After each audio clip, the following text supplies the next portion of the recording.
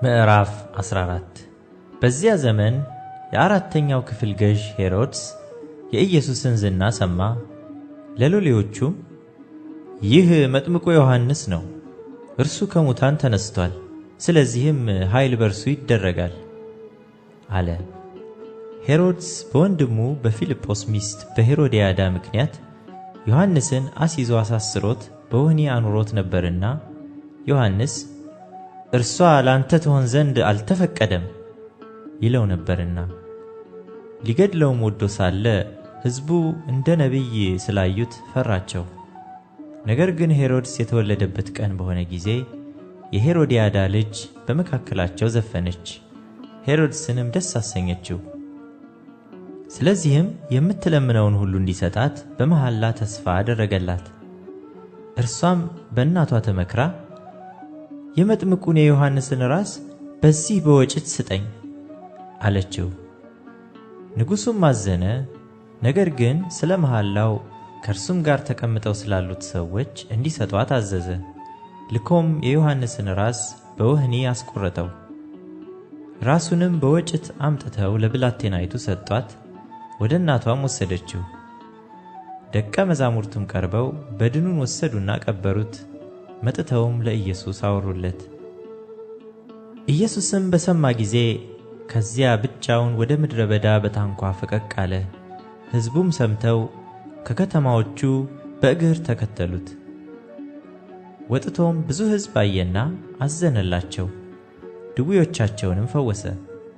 በመሸም ጊዜ ደቀ መዛሙርቱ ወደ እርሱ ቀርበው ቦታው ምድረ በዳ ነው፣ አሁንም ሰዓቱ አልፏል፣ ወደ መንደሮች ሄደው ለራሳቸው ምግብ እንዲገዙ ሕዝቡን አሰናብት አሉት።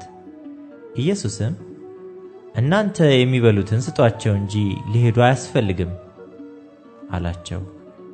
እነርሱም ከ5 እንጀራና ከ2 ዓሣ በቀር በዚህ የለንም አሉት። እርሱም እነዚያን ወደዚህ አምጡልኝ አላቸው። ሕዝቡም በሳር ላይ እንዲቀመጡ አዘዘ። 5ቱንም እንጀራና 2ቱን ዓሣ ይዞ ወደ ሰማይ አሻቅቦ አየና ባረከ። እንጀራውንም ቆርሶ ለደቀ መዛሙርቱ ሰጠ፣ ደቀ መዛሙርቱም ለሕዝቡ። ሁሉም በልተው ጠገቡ። የተረፈውንም ቁርስራሽ 12 መሶብ ሙሉ አነሱ። ከሴቶችና ከልጆችም በቀር የበሉት 5000 ወንዶች ያህሉ ነበር። ወዲያውም ሕዝቡን ሲያሰናብት ሳለ ደቀ መዛሙርቱ በታንኳይቱ ገብተው ወደ ማዶ እንዲቀድሙት ግድ አላቸው። ሕዝቡንም አሰናብቶ ይጸልይ ዘንድ ብቻውን ወደ ተራራ ወጣ። በመሸም ጊዜ ብቻውን በዚያ ነበረ። ታንኳይቱም አሁን በባሕር መካከል ሳለች ነፋስ ከወደፊት ነበርና በማዕበል ትጨነቅ ነበር። ከሌሊቱም በ4ኛው ክፍል ኢየሱስ በባሕር ላይ የሄደ ወደ እነርሱ መጣ። ደቀ መዛሙርቱም በባሕር ላይ ሲሄድ ባዩት ጊዜ ምትሃት ነው ብለው ታወኩ፣ በፍርሃትም ጮኹ።